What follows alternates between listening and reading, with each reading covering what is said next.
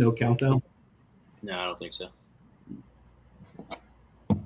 Oh, there it is.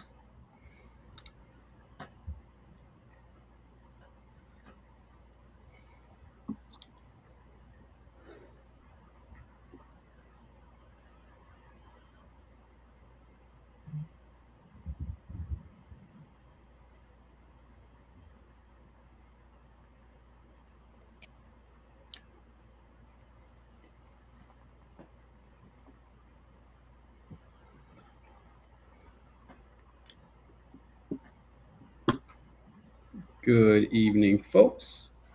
Welcome to the first edition of Curveball Convos with your boys at Carolina Curveball. Fellas, it's good to be back. It's been a long off season. I don't know, it kind of feels like not too long ago, I was watching the College World Series, Coastal Carolina versus LSU. Coastal came up just short in the national championship versus LSU, put up a great fight. But, boys, the time is almost here. I'm not going to say we're here yet, but we are not far away. Braxton, Reed, Colby, it's good to be back. Braxton, what you looking forward to this season, man? Yeah, man, great to be back. Like you said, just 6 short months ago, we were watching one of our own teams, Coastal, in the national championship.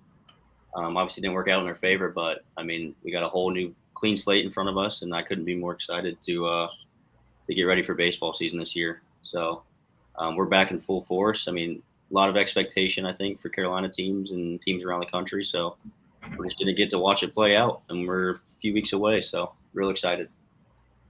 Colby, how's it been, man? Long off season. What you looking forward to this season, big dog? Just some warm weather and getting out to some ballparks. It's been a while. It's cold. Looking forward to some baseball. Yeah, for real. And speaking of the weather, Reed, it's a good thing opening day is not tomorrow and going into this weekend because we may not have a lot of baseball played this weekend if it was this weekend, huh? No, I don't think there would be any baseball in the Carolinas this weekend if it started tomorrow. But yeah, I'm just really excited to be back. 3 weeks from tomorrow, it'll be opening day. A lot of expectations for a lot of teams in the Carolinas. I think it should be a really exciting year this year. Yeah, for sure. And also those watching, thank you for tuning in. Feel free to comment on YouTube or on X or Twitter, whichever way you like to call it. We love the comments. We love the interaction. We'll take the conversation anywhere you guys would like to. Um, let's just kind of start off with what do you guys think about the portal era right now? This is something I want to talk about. You got teams like LSU, you got a team like LSU in the national championship who won the national championship. Then you got a team like Coastal. Coastal did take advantage of the portal for sure, but not to the degree of LSU. And we've seen the portal take over college football and college basketball, and it's taken over baseball as well. Just Reed, what are your thoughts on that and just how it changes every year? Because normally baseball recruiting in the past, you're recruiting so far out with these recruiting classes. You got kids committing their freshman, sophomore year of high school, and then you kind of grow a team the slow way. And honestly, you're not going to find many teams growing teams the way that used to. You're going to be out getting guys, transfers, guys coming in and out, guys coming in for a year.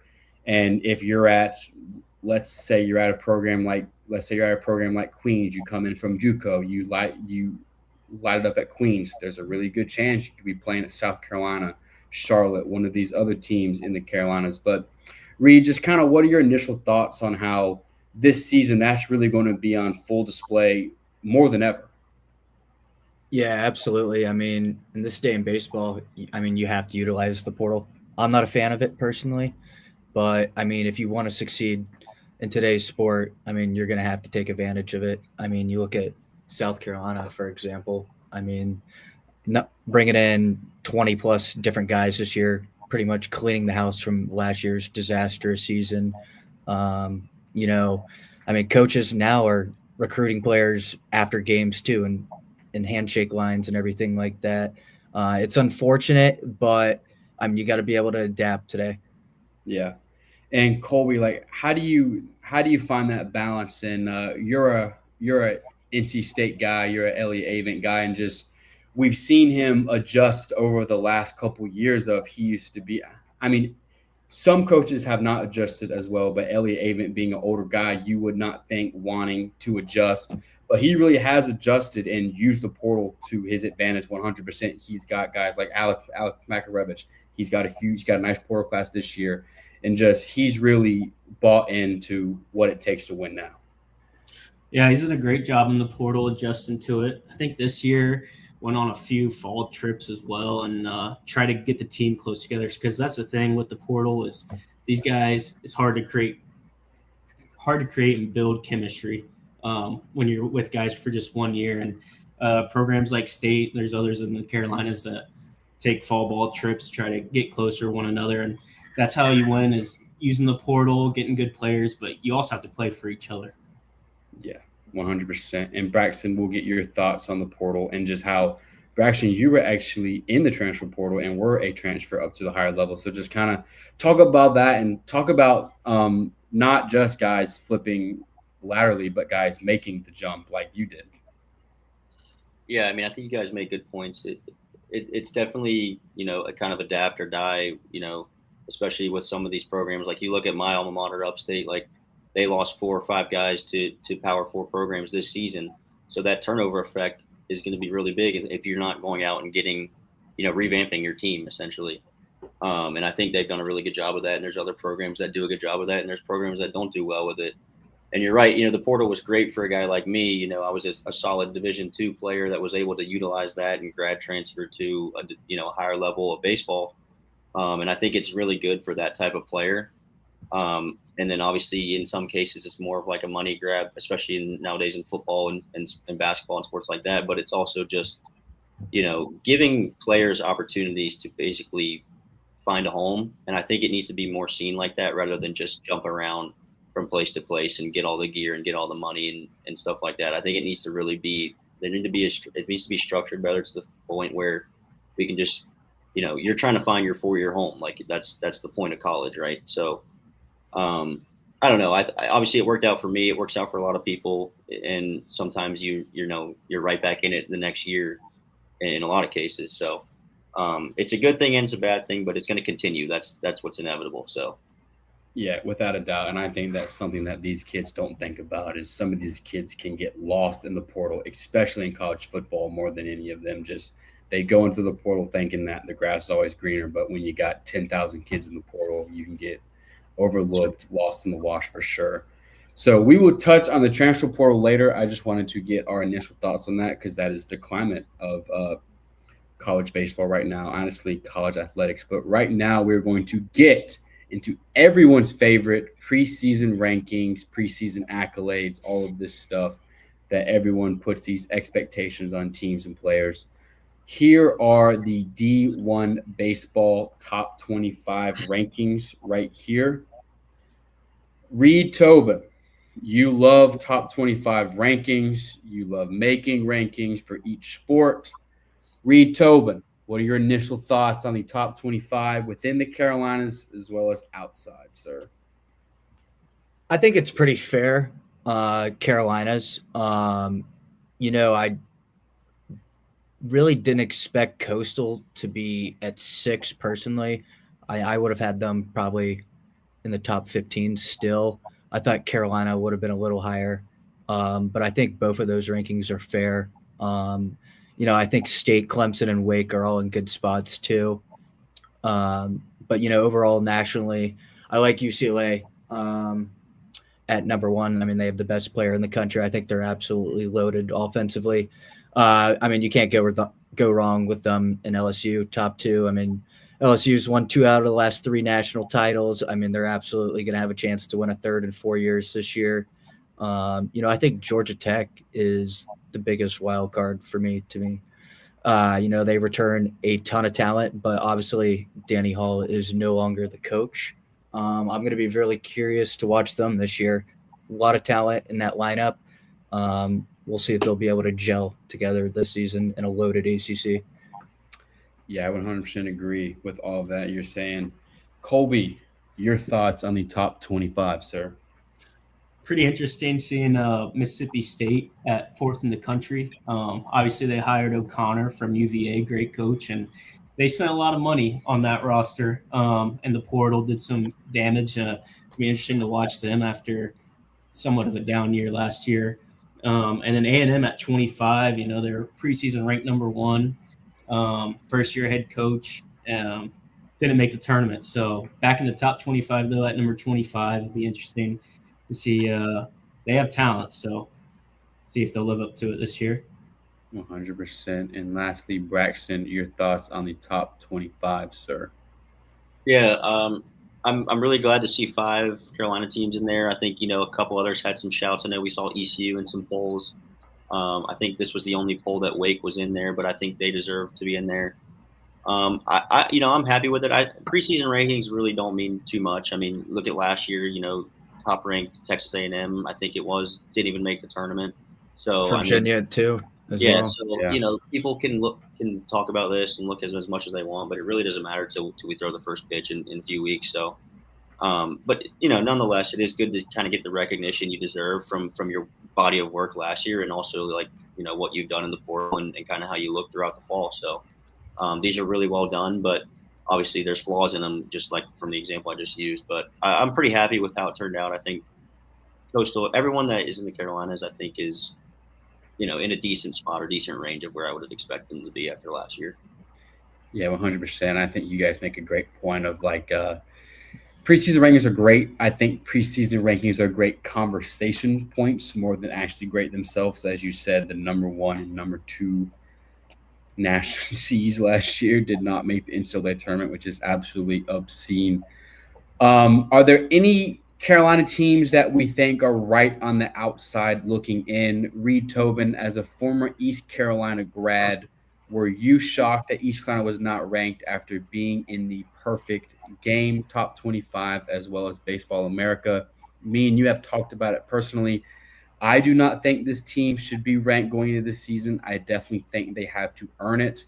I definitely think they lost going into this season. They did lose Brad Pruitt. Ethan Young was a big piece of that bullpen.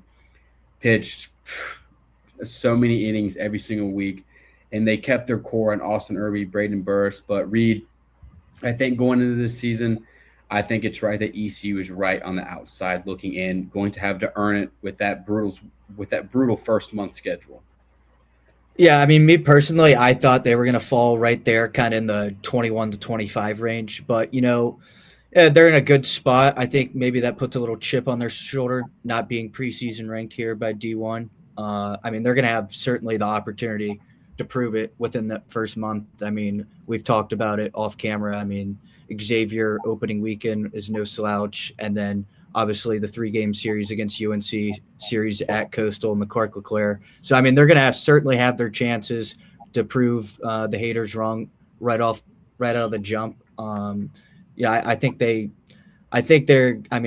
going to be a huge bounce back year from them personally.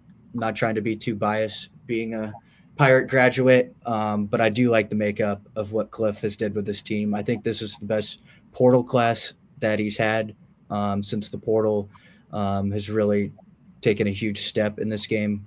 But, I mean, we'll see here in a few weeks. Colby and some other teams kind of on the outside. Don't know if they're looking in, but teams like Duke and South Carolina, do you think they are that far on the outside, or do you think they have a lot of work to do? There's a lot more meat on that bone. I'm going to have to see it with Duke first. They lost a ton of players. Obviously, their coach, Pollard, went to Virginia. So I'd say they're probably pretty far out for me. I like South Carolina. I like what they did in the portal. It's another team that's going to have to prove it to you, though. Last year wasn't good at all. Second to last in the SEC. Yeah. So they're going to have to prove it, but I really did like what they did in the portal. So I think they could make a case. After a couple weeks, they start off hot. Yeah. And Braxton, to keep it kind of not in the rankings, but another heated battle that we talk about all year across Carolina Curveball, the battle of the Big South, which was great last year.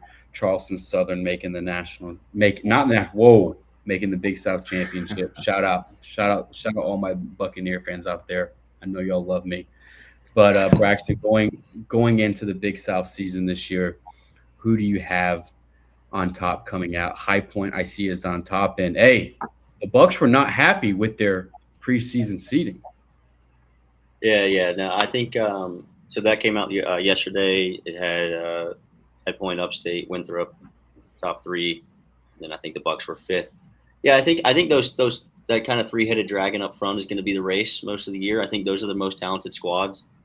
Charleston Southern's got a lot of returning talent too. But I do think that High Point is looking really, really good this season with their coach. And Upstate's going to be good as well. And we know what Winthrop has in Coach McGuire over there down in Rock Hill too. So I think, kind of going back to the ECU point, I think it's better for ECU to kind of be unranked, to have that chip on your shoulder. I think it's better for a team like Upstate, a team like Winthrop, to see, our league's wide open. We can go get it. And, maybe it's better to be ranked not number one in your conference or not ranked in the top 25 in ECU's case for your team mentally to start the season, because I think, you don't want to eat the cheese per se, and you want to kind of just work your way up and not be, recognized right away. Yeah, I 100% agree. Reed, who do you see coming out of the Big South as of right now? Very early prediction. I don't want to give my initial winner, I think. I think Braxton makes a good point. I think it's going to be really competitive, those top 5 spots. You saw last year, Charleston Southern making it to the conference title, upsetting High Point in it. So, I think there's going to be – I think the league as a whole is very balanced, and it should be exciting to see how it plays out this year. A lot of the teams lost talent to the portal, so it'll be interesting to see how they adjust with their new players. And also some other teams not in the top 25, honestly not expected, but some other big names in the Carolinas I would like to discuss is College of Charleston, Wilmington, and Campbell in the CAA. They always make some noise in the Carolinas. Braxton or Colby, Campbell, man. You lose your head coach, so you're automatically going to be set back a little bit. But they really need a bounce back this year. I also think, going into every year, I think Wilmington can hang with anybody. It's just, can they get hot at the right time? And then Reed, you've been a fan of College of Charleston for the last couple of years, and just whoever wants to take the floor here to talk about the CAA, because that's always a competitive conference.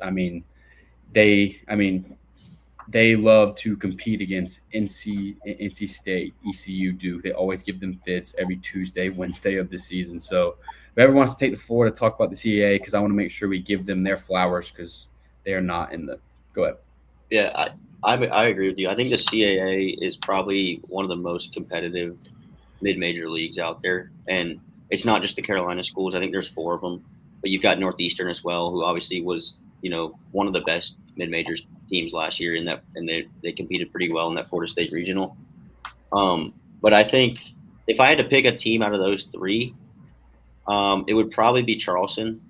I think they're just the most consistent team. I think they're bringing back a lot of guys too. But Wilmington is losing a lot. They're losing the likes of Cam Bagwell to Wake Forest, which we'll go over in a little bit. They're losing Zane Taylor to the draft. Alec DiMartino grad transferred to Charlotte. Tanner Thatch got drafted. Brian Arendt got drafted. So obviously a lot of talent comes through that program in Wilmington year in and year out. I think, like you said, Kason, it's just tough for them to kind of get over that hump. And I think that boils down to the CAA being so competitive. And I think that's where Campbell's finding it hard too, is, Campbell was used to dominating the Big South, the league we just talked about. And, now they're in a more, I don't want to say top heavy league, but I guess more balanced league in a sense that every week is not a pushover, not that it was in the Big South. My dog's barking. You get my point. I think Campbell is going to take a step back yet again. Bogey is so excited for this season. Bogey, we're just as excited as you, pal. Colby, do you have any thoughts on the CAA and just how competitive it is year in, year out, and just when Wilmington comes up to NC State, comes up to Raleigh, or when ECU goes down to Wilmington, it is never easy. Yeah, they give fits to NC State every year, in Wilmington and in Raleigh. Yeah, I like Wilmington. I know they lost a lot, but I'm a big fan of Randy Hood. He's a winner. Even last year, they finished second in the CAA. So, um, yeah, I like Wilmington out of those three the best. Reed Tobin? I'm going to go with Charleston. I agree with Braxton. They return more on paper. Wilmington, like Braxton explained, a lot of big losses, but I think this could be a chance maybe, with Wilmington looking like they might take a step back this year. Maybe this is the opportunity for Campbell. It hasn't been easy these first 2 years for them in the conference. Maybe this is finally the year they can finish, in that top three. I mean, Northeastern's going to be there like they are every single year. So it certainly should be really fascinating to see how it plays out this year. Without a doubt, looking forward to that, and you can follow that closely here at Carolina Curveball because we're going to talk about that weekly because so many matchups every week. I would like to transition now to some all Americans by D1 baseball, and I'm going to pull up first the All American pitchers because here, guys, there are 4 guys on this list that are in the Carolinas, which is absolutely ridiculous. 3 starting pitchers. And Braxton, I'll begin with you. Which guy on this screen stands out to you the most? Like, wow, this is going to be a guy. Yeah, I mean, for me, it's Cameron Flukie. I mean, we saw him break out last year, kind of as that number 2 starter behind Jacob Morrison, who's now in the bigs or got drafted or whatever. But Flukie's, I mean, he just has phenomenal stuff. I mean, you could see his whippy arm all last year. He throws 95 plus. He's got the stuff to go with it. He's got that lanky build that just screams velo, and he showed it last year. He was tabbed by Perfect Game as pitcher of the year, national pitcher of the year preseason. Obviously D1's got him first team All-American. I think he's going to absolutely dominate. He's going to throw 6, 7, 8 innings every outing probably if his 6, 7 innings. And he's going to throw up 8 to 10 Ks probably every outing too. I think this guy's going to have 100 plus Ks, probably 90 to 100 plus innings again for Coastal, considering if he's going to throw on Fridays, which I think he will. But I think he's going to be an absolute dog all year, and I look for him to probably really show what he's got again and be a high draft pick. Without a doubt. Colby, who on this screen here stands out to you as well?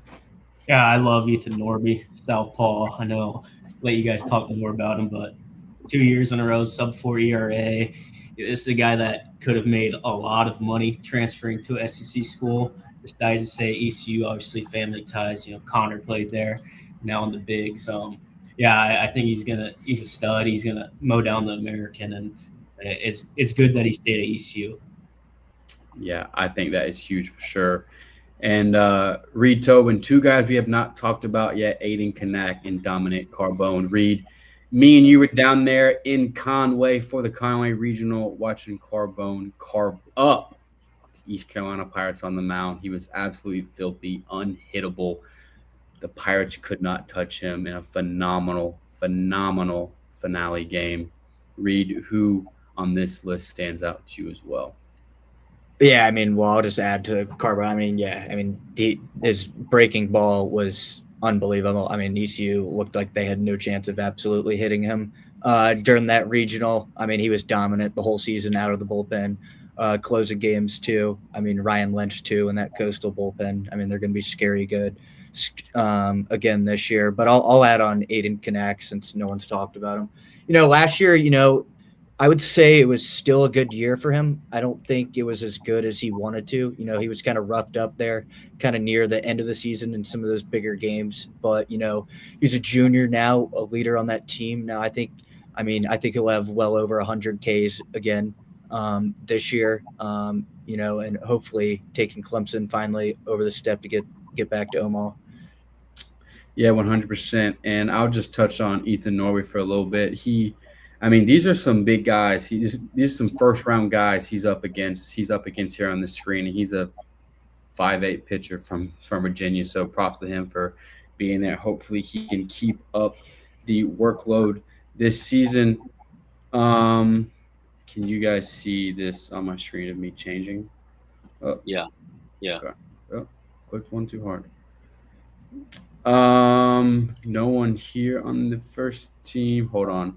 Braxton, trying to remove this screen real quick to go to because there were some guys on the second team like Walker McDuffie, uh, DeCaro. So just kind of talk about what those guys mean to Carolina going into the season. Yeah, sure. So I think it was second team pitchers that had DeCaro, McDuffie, and for Carolina, I mean, I think Ryan Lynch on there, not from Carolina, the Coastal Ryan Lynch, which I know UNC's Ryan Lynch is also very good. I thought he might have had a chance at a preseason honor, but they give it to McDuffie, DeCaro. Yeah, DeCaro's another guy kind of like Kanak who, yeah, there we go. DeCaro's another guy kind of like Kanak who had really big expectations last year, and I think he just kind of fell in the shadow of how good Jake Knapp was. But I mean, he was really, really good as well. I think he was 8-3. He's never really been a big strikeout guy, but he improved that part of his game. He's worked on his stuff. He's developed really, really well. And I think that, he's always going to be a draftable arm once he gets his junior year. And now his junior year's here. So I think it's put up or shut up for him. And I think if he can really just kind of take that Friday night role and just, really be the guy for the Heels this year, that's going to go a long way for him and for the team for Carolina as well. McDuffie, I mean, what he did last year is going to be hard to top. I mean, he was the guy, I think, for the Heels right away. I mean, when he got the ball in his first couple outings, he took it by storm. He came in, he dominated. We watched him get some big outs in that ECU series. He was a freshman, true freshman, coming there and do that is really impressive. And I think for him, it's just about following that up in his sophomore season and not having that sophomore slump and just, trusting his stuff, pounding the zone like he always does, not letting kind of his super regional outing, which I know, it wasn't the best. He didn't pitch the best in the postseason, but we know what he has. His slider is up there with some of the best in the country. And I expect another big year for him and to just continue developing as well for the Heels in that bullpen. 100%. And Colby, I want to ask your thoughts on this. So Coastal now has 3 guys as preseason All-American pitchers. And I wouldn't say last year Coastal was necessarily sneaking up on people because they have won a national championship. But I wouldn't sit here and say they were a powerhouse or putting in as much resources as some of these other programs. But so I would say they were the hunting. But Colby, going into this year with all these expectations, 3 All-Americans, number 6 preseason in the country, going from the hunting to the hunted, how do you think that changes the mentality of this team and just kind of the makeup going into this season? Yeah, you're going to get everybody's best shot. Everyone knows that you were in the national title series, so everyone's going to be coming out with your best. So you got to step up, and I think with their staff, they're perfectly ready for it. And Reed, just talk about the job that Schnall has done there at Coastal Carolina. After Gilmore took that program to unseen heights, Schnall had him in the national championship. Also, will not be coaching the opening weekend because of the ejection, which is ridiculous. But Reed, just talk about the job he's done down there in Conway. I mean, 100 out of 10. What he's did with them. I mean, Gilmore, will be in the Hall of Fame, but, Shaw's followed that right up, with its sensational season last year, winning 28 games in a row or whatever it was, taking them all the way to the national title. I mean, that was absolutely ridiculous. The fact that he was ejected in the first inning of that game. I think that was an absolute crime.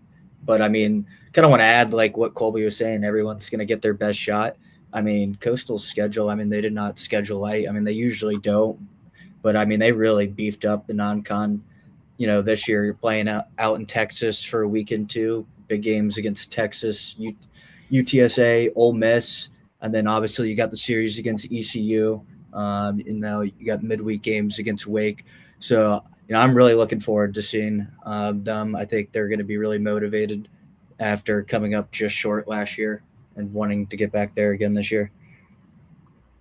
Yeah, I 100% agree, and I love that you brought up the matchups coming up because, guys, I cannot wait to get into that on a show coming up. I think one of these next couple shows, we can go through some of our top matchups matchups going into the season, which I think is going to be huge because we got Carolina and ECU coming up, which hopefully me and Braxton have talked about doing a little something special for that one.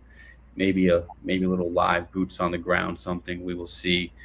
But guys, just with being a preseason All American, just this with expectations, Braxton, as a former player, just how do you kind of balance that? Because there are some guys that, I mean, you can go look at some of the teams last year, and the guys on the first, second, or third team just don't really pan out. Don't know if the expectations are there, or honestly, also just in this portal era. I mean, just because you go in the portal doesn't mean the grass is always greener. So just making sure that that fit is right for you, not so much you're getting the highest bid going into this season, because we can look through honestly really the SEC more than anybody of just they just make like leagues like the Big South, the CAA look like minor league teams, and it's just kind of ridiculous. And then these kids go there thinking the grass is greener, and they just can't produce as well. So just kind of talk about that kind of transition and how sometimes being a preseason All-American does not mean what it really means.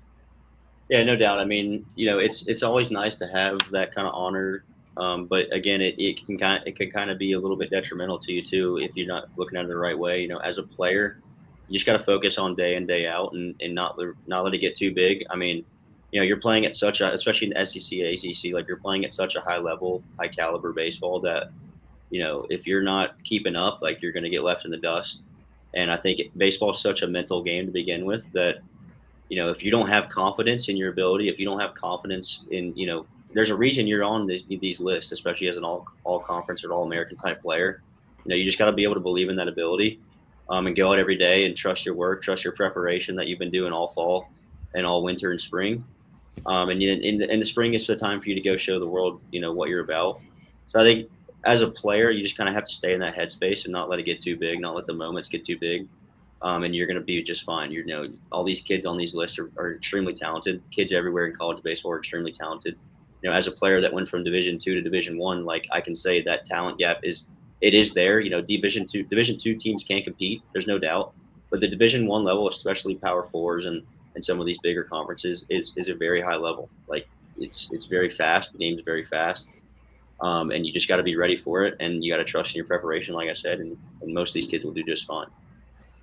Yeah, without a doubt. And speaking of the transfer, Braxton, if you don't mind pulling those up, if you can, we are going now to discuss some of the top transfers coming into the Carolinas. We will have some more of these coming out. We posted a few of these of the top transfers. Also, when going through this list and y'all making this list, it's kind of interesting seeing some very, very familiar names just hopping to another Carolina team, which is pretty interesting in my opinion. So, Reed, we will kick it off with you with Owen Hull. George Mason going to North Carolina was a phenomenal player for them, and just what kind of impact will he have for the Heels uphill? Yeah, I mean, I'll start with him. I think that is, I mean, he was one of the highest players in the portal. I think that's a great addition for Forbes. He's got tall hands to fill at center field. 2 years ago, Vance Honeycutt, and then Kepley did a sensational job of replacing him last year. He's off to the majors this year and drafted. But I think Owen Hull can step right in and play a similar role to how Kepley did. His on-base percentage, I think he can get on base a lot. He's really fast. I think he's I saw him play a little bit at George Mason last year. Can really hit the ball, good in the field. I think Carolina's going to need it. Need him to produce in the lineup. They lose 6 out of their 7 top hitters, so he's going to have to step up from day one. And Colby, you touched on South Carolina earlier and them getting a transfer in Logan Sutter from Purdue. What kind of does that do for Paul Maneri having a masher in the middle of his lineup with 15 home runs last year in the Big Ten? Yeah, they needed a revamp in the lineup, and Logan Sutter's perfect. Back-to-back years, we had a top Purdue player transfer to a school in South Carolina, obviously, with Luke Gaffney last year. Yeah. It'll be interesting. Yeah, Logan's probably going to be a 3-4 hitter in that lineup, and much needed to revamp after last year. Without a doubt. And Braxton, a familiar name, first team all name in the country, Cider Cannon, was absolutely amazing for Davidson last year. Big addition going to Duke, as well as Michael DiMartini from Dayton. Just first year head coach Corey Muscara, the Wake Forest pitching coach at Duke. Just what kind of impact can these two guys have at the top of that lineup for the Devils in Durham?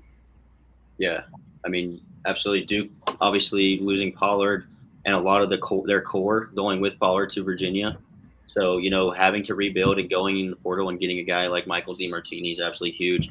Obviously, like you said, a familiar guy to us with Davidson, Cider Cannon. I mean, he had a monster year last year for Davidson. That Davidson team matched. I think Eli Putnam as well was on that team. He's now at Florida State. So these guys are going to big-time schools, kind of like how we've been talking about the portal. It's great opportunities for guys like that to make that jump. And I think Cider Cannon's going to be a phenomenal ACC player. He can catch. He can play outfield. He's going to be really, really nice for Duke. And from what I've heard, he's had a really, really good fall, and he was mashing. So all the reports are looking really good for that kid. And I think that him and DiMartini are going to be big, big parts of what Duke wants to do this year and with their first-year head coach. Huge. Can I just add? Yeah, go ahead. Since we got two Duke players up here, they also had Caden Smith coming over from Charleston Southern, hit for a lot of power last year in that Charleston Southern lineup. Besides Tyler Albright, there's not much left in that lineup. Yeah. Obviously, like you said, most of it going over to Virginia. Ben Miller out of eligibility. These guys are going to have to produce. I think there's going to be a lot of growing pains throughout the season with Duke. They play an absolutely brutal ACC schedule this year. But it'll be interesting to see, without a doubt. For sure. Braxton, can we go to the next one, sir? Thank you very much. Yeah. Yeah, it's just it's just kind of wild seeing these guys because thank you guys for making the list on Excel. Just some of these guys, Wilmington to name school X. There's a South Carolina guy going to NC State. It's just kind of crazy how this happens. And just like years ago, you would never really think it. Colby, one that comes to mind is Alec Makarevich from ECU to NC State, and just kind of the impact that he had for NC State, and it kind of took them on a crazy run. Just kind of talk about that, just how you can still make an impact even going an hour and a half down the road. Certainly, yeah, he's a prime example. At ECU for 3 or 4 years, starting third baseman, coming over to State, and just finding an extra gear in his game at the plate. So I'll touch on Dalton Bargo here. Bargo is a big bat that State needed to replace some of their key hitters that they lost. Sosa and Alex Sosa left in the portal to Miami, and Josh Hogue got drafted. Arguably two of their better hitters. So Bargo's a huge addition from Tennessee, power hitter. He kind of slumped the second half of the year, last month of the year, but not too worried about that. He's a perfect guy. He's going to top 3 or 4 in the order. Perfect bat to replace Hogue and Sosa. 100%. I want to give a shout out to Ty Daly for giving us a follow today. Shout out Ty Daly. Hope he does big things at Clemson, did great things at Mercer. Braxton, what kind of impact will Jake Schaffer have at Carolina coming in at shortstop? Will he be the shortstop on opening day? Yeah, I think he is. I think he's a kind of a really good glove for them that they would need at short. Obviously they're replacing Alex Madera, who was phenomenal for the Heels last year. Left-handed stiff, just kind of like Schaffner, played really good defense. I think that was kind of the look for Forbes here. He just wanted a new guy to come in and play really good defense, hit when you need him to. He had 367 with, I think it was 2 bombs. Is that right? Yeah, 2 bombs, 18 steals, 49 runs. So he's gonna be that type of guy, top or maybe bottom of the order type of guy. But I think he's gonna give some real stability. It'll allow them to kind of move Gallagher where they want to. I think there were some questions if Gallagher could play short. They've got him listed at second base on a lot of the preseason stuff. Obviously, he's played third base in both years at Carolina, but that's a big year for Gallagher too. So to kind of free him up a little bit is really nice. But I think Schaffer's going to be a solid piece, coming from North Dakota State. I don't know too much about their program, but from what I've seen, this is a pretty solid pickup at shortstop for the Heels overall. Reed, you have anything? I think he's. Yeah, I think that I think he's very similar to Alex Madera. You know, Madera didn't hit for much power, Yeah. but I mean he still batted 330 last year. You know, I think he was in my opinion, he was one of the more key hitters on that team just in contact wise. So I mean, yeah, I mean Schaffner just comes in, plays good defense. You know, just puts the ball in play, and you know if he could bat around 300, I think Carolina would sign up for that in a heartbeat. Without a doubt. And the last guy on this list, Boston Torres, just another good contact hitter, going to be in the middle of that Wake lineup. Huge for them. Looking forward to that VMI transfer. Saw a lot of VMI last year on the Curveball graphics because they played a good amount of teams. Yeah. So looking forward to seeing what he does in Winston-Salem. Braxton, last two, some pitchers. These are going to be I think, some pretty big names going into this season. Yeah. And on the first one, two very familiar names here in Cam Bagwell and Ant Phillips. Braxton, I'll let you begin with Ant Phillips from your alma mater and just talk about what he's going to do down there in Columbia this year. Yeah, I mean, this is a guy who he didn't start out as one of the guys at Upstate last year. I mean, he certainly was talented, but he kind of grew into that role a little bit later in the season, and he kind of took the stage in that Clemson regional and pitched really, really well against the Clemson team. And I think that kind of, he had good numbers as well. I mean, he was 7-2 with a 3.64, 81 strikeouts in 84 innings for Upstate. So he did end up throwing a good chunk of innings for the Spartans. But I think, to make that move to South Carolina down the road a little bit is a really big pickup for the Gamecocks. I mean, they're in need of that kind of weekend consistent starter.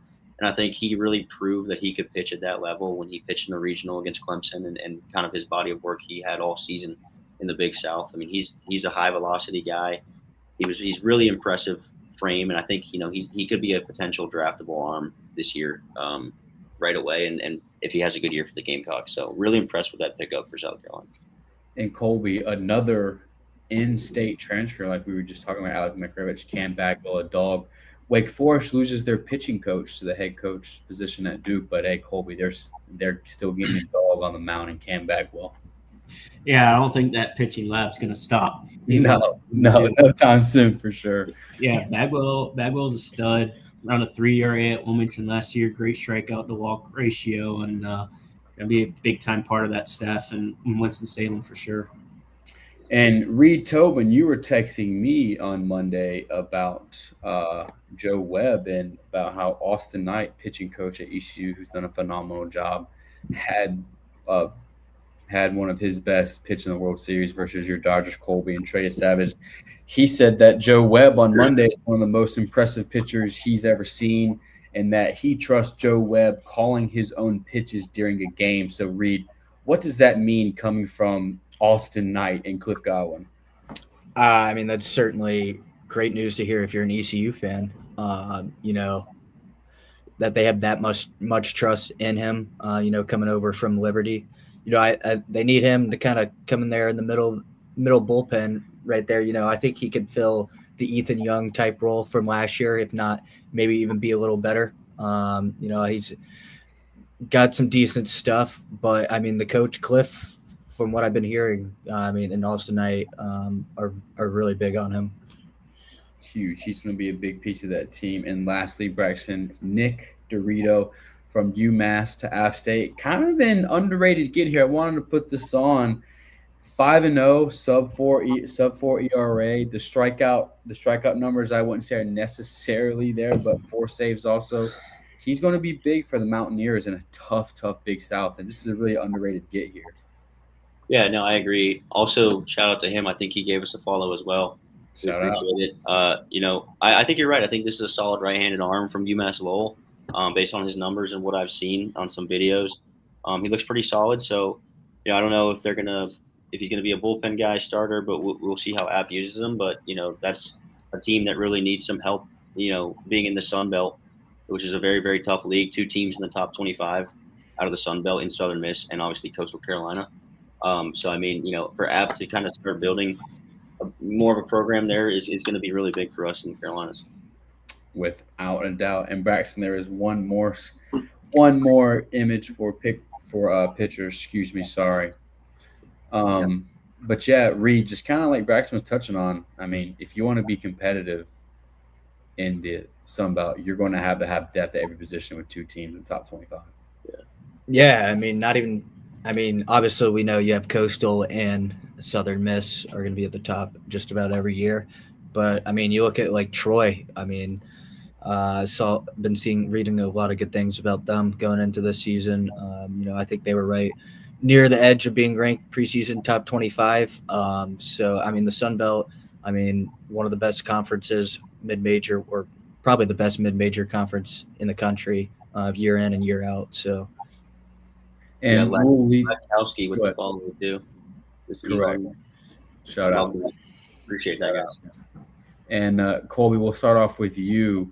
Getting a guy from South Carolina and right-handed pitcher Ryder Garino, kind of a raw pitcher here, kind of 24 innings pitched on the season. Just where you kind of see him. This is very early, but where do you kind of see him fitting into that system at NC State? Yeah, I think he'll be a bulk guy out of the bullpen. Kind of developing this year while learning from because NC State's weekend rotation is pretty set with Ryan Marone, Heath Andrews, and Jacob Dunham, which I think is one of the top staffs in the Carolinas. And I think Garino's going to come out of the pen and develop, and then he has a perfect opportunity. Those guys are going to go to the draft after this year to fill in the rotation next year. So I think this year he'll come out of the pen, get a good amount of innings, and have a perfect opportunity for next year if he shows it to be in the rotation. Without a doubt. And Reed, you want to touch on Frank Cincone from St. Joe's. He was their Friday night guy this past year for the Hawks. Yeah, from everything I've heard, he's had a fairly pretty decent fall. Obviously looking at his numbers, I mean, he's going to have to cut down. I mean, 74 hits to 69 strikeouts is not the best, but I mean, ECU's in the need of establishing, I think, that Sunday guy. I think he's one of many different options that could eventually be that Sunday starter. Or I mean, he could fill in as the Tuesday starter for ECU. So we'll see how it plays out, how he makes the jump down from St. Joe's here to Greenville. 100%. And Braxton, I'll let you touch on RJ here. Shout out him for the follow. A nice under the radar gift for Elon here. I want to spread the love to the other programs that don't get their flowers.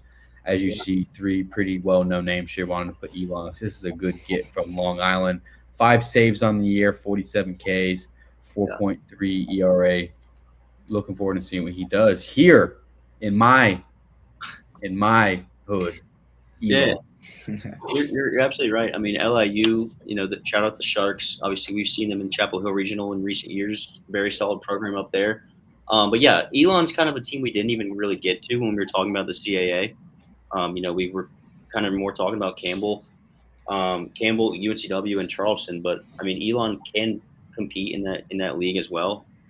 Obviously in your backyard, case, and I think we would love to see them be a really good program and continue to build on what they got there. But, I think, like you said, a good get here. He has really solid numbers, 5 saves, probably going to be a bullpen type arm, maybe a midweek or even weekend starter as well. We'll see what they can get out of the right-hander they get from LIU. But, really excited to see how he does this year. And lastly, right-handed pitcher Josh Gregory, if I'm saying that right, from Louisiana Monroe, 3-2, 2.41 ERA, 5 saves. I think he'll be a nice piece out of that bullpen for the Gamecocks. I mean, Colby, we've touched on it multiple times. The Gamecocks were supposed to be good last year. Or not. They've added some good pieces. Colby, if I'm not mistaken, they had, I mean, granted, like it's not like college basketball, football, where you have like a set rankings, but they had like some top transfer rankings, number 1 class somewhere, right, Colby? Yeah, I think they finished second. Is that right? I believe Mississippi State had the best. Them or Georgia had the number 1. I can't remember exactly. They were loaded up on arm. Yeah, both. I mean, they needed to. South Carolina. Yeah. I mean, the pitching. I mean, not. Let's keep it frank. I mean, the pitching was a disaster. I mean, Paul Maneri's first year. I mean, I mean, everything went wrong last year. And then all the stuff coming out about him too.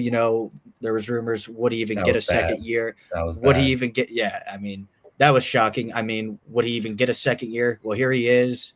You bring in a lot of guys in the transfer portal. You bring back Jake McCoy and Brandon Stone. Both had really disappointing years last year. They need to improve, and then they need some of these guys, to take the next step, making the jump to South Carolina.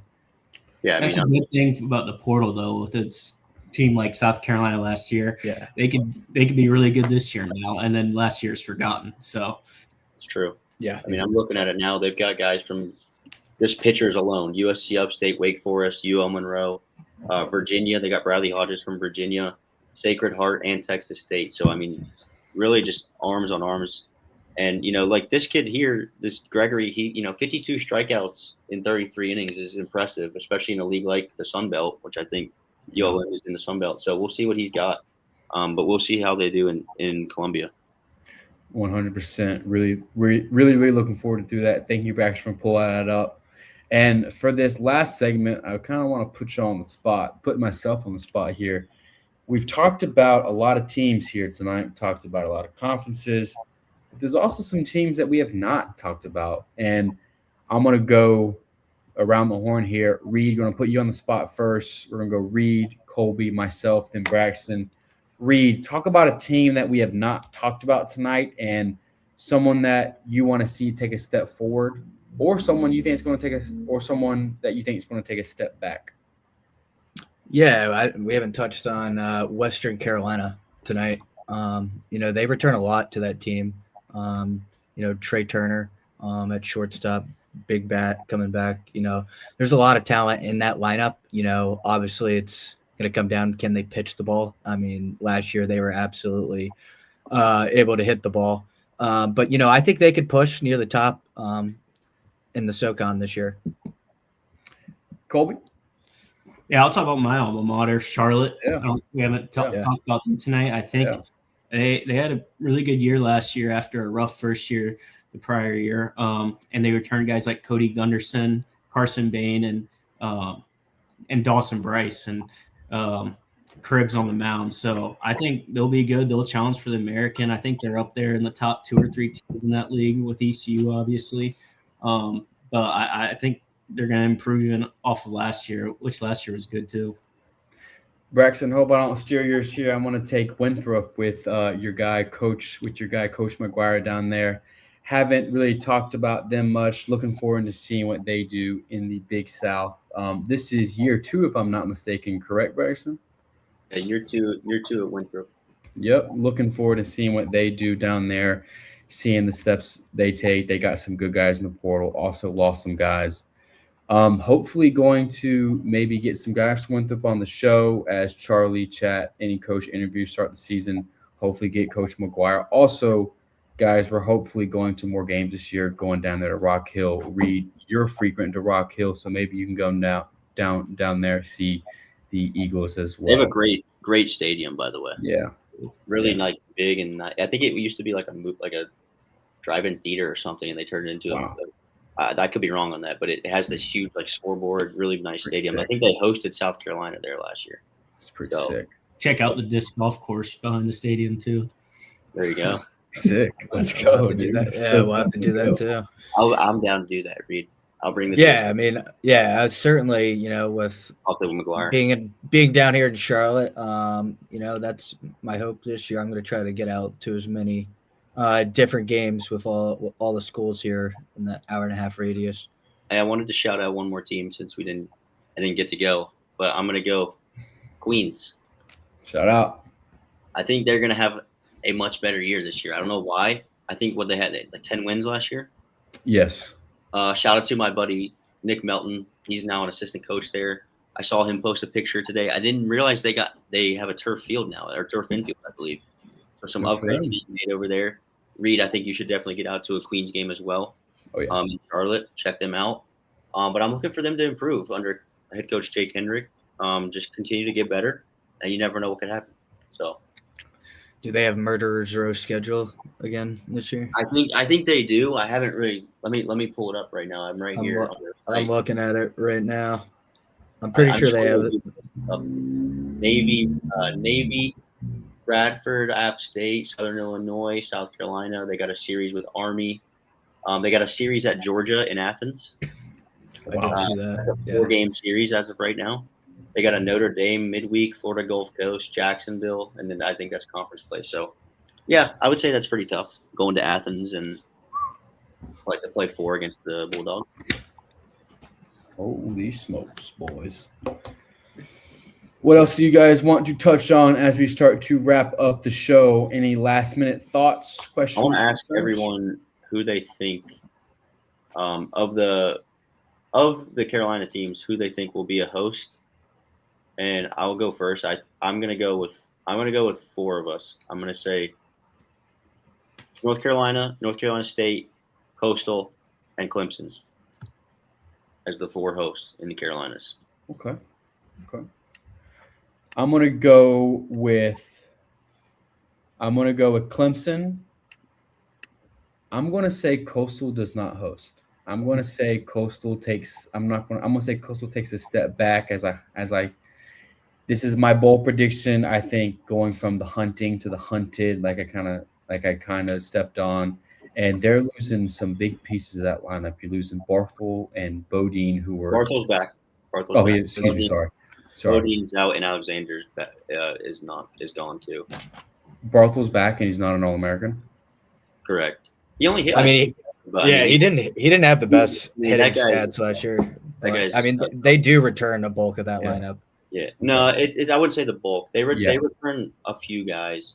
It's like 5 out of their top 8 hitters back. Yeah, but I agree with you, Casey. I could see them taking a step back, so I don't mind that taking. So I got Clemson, NC State, Carolina, and those are my 3. Just 3. I do not have ECU hosting. Reed, what are your thoughts on host? I'm going to go with UNC, Coastal, State. I want to say 5 hosts in the Carolinas, but that's going to be tough. I think the ACC teams are going to beat up on each other. I really think ECU is going to host this year. I think they will be back hosting June baseball in Greenville. I'm gonna go. Those are my 4: State, ECU, Coastal, and Carolina. But it would not shock me if Clemson or Wake hosted. I missed Chapel Hill in my host. I think Chapel was hosting. I want to apologize. I did not mean they were. I was reading the list. They were down on the list. But it's hard with when the committee's gonna want to give 10 hosts to the SEC schools. So correct. Colby Surfer, Kason, you had Clemson, State, and Carolina, right? Yeah. Oh yeah, you're right. So I didn't. Yeah. You're right. Sorry, shoot. You're right. Shoot. Yeah, you're right. Colby. Yeah, I was thinking about this earlier today. I'd set the line at 4.5. I'm pretty confident. And Coastal, Carolina, State, and Clemson, I think they'll be hosts. And then I think Wake and ECU are other potential hosts. I think there's a chance you could get 5. I think the more safe number is 4. But I think there's a chance that you get 5 if you get ECU or Wake to be a host. We're gonna get a South Carolina host. I can feel it. They better hope just to make the tournament. So I'm telling you, that's the type of stuff that happens. It just happens. But yeah, I agree with most of y'all. I think it'll be interesting to see that we're definitely gonna have more than 0. I'll tell you that much. Yes, for sure. For sure. We're going to have more than 0. What is the record? I'm trying to think back. Last year we had Carolina. No, our first year. What was our first year we did Curveball? 24. We had Carolina, State, ECU. That might have been it. No, Coastal. Coastal didn't host. They didn't host 2 years ago. I think it was just those 3, unless Clemson did. Clemson. Yeah. Then was it 23? They had more teams. 24. They had more teams than last year in the tournament, but for sure, I think hosts. You know what? South Carolina might have hosted that year too. No, because I'm thinking NC State. Yeah, 24 there at State. The year before, State was at South Carolina. Yeah. 23. Yeah. So then last year we had how many? 3 or 4 or 2? Coastal, UNC, Clemson. 3. Well, Duke was a super regional host. Duke was super regional host. Yeah. Shout out Muffin. He was there. Yeah. All right. Braxton, thank you for bringing that up. That was pretty good. And for the upcoming shows, we're going to have specialized shows. So this was just kind of like off-season recap, just a welcome, just kind of a welcome back. We're going to have some shows talking about some of the top staffs in the Carolinas, deepest lineups. I want to have a show talking about closer to the season about our top series of the year, some matchups, some games we want to go to, some games we think you guys will want to go to. Also just kind of some specialized shows that way as we get closer to the year. As we get closer to this season, we will definitely be having our regular shows on Thursday and Sunday. As Matt says in the chat, the Charleston Southern Buccaneers are plus 15. Hold on. 15,000. 15,000 to make Omaha. So if you guys want to make a donation to DraftKings, go ahead and deposit that money in your account right now. Go ahead, deposit that. So also Starting hot. Go ahead. First episode, you're starting hot. Hey, we've seen a Big South team win the national championship. That's all I'm going to say. It was none other than Coastal Carolina when they were in the Big South. Yeah. That is a fair statement right there. And speaking of betting, I want to let the audience know that Money Matt Curveball staff member will be doing some odds this season. He will have some graphics throughout the season saying his odds for the weekend, what he likes, as well as some Omaha odds coming up soon before the season, so you can see the odds for the top teams in the Carolinas, or honestly every single Carolina team, including Queens and Asheville, to see what their odds are. So if you do want to sprinkle a little bit on them, you can. All be listed, but so guys, thank you for hopping back on the show. It was so good to be back in the saddle. Looking forward to the season, boys. It's going to be a whole lot of fun. Reed, any last? Go ahead, Braxton. I got one thing to add. We didn't really touch on it tonight, but follow us on TikTok. We just on TikTok. Yes. We're gonna start posting content there. Maybe doing some lives there as well for y'all to just come in and hang out and chat with us.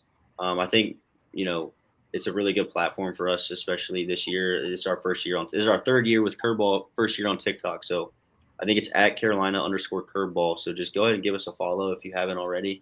We would really appreciate that as we try to build up that platform as well. Yeah, we're definitely trying to grow on all platforms, and we love the interaction. We love your thoughts, love your comments. We're going to have tons of content coming out on X, Instagram, and TikTok, so look forward to that. And Reed, any lasting comments before we head on?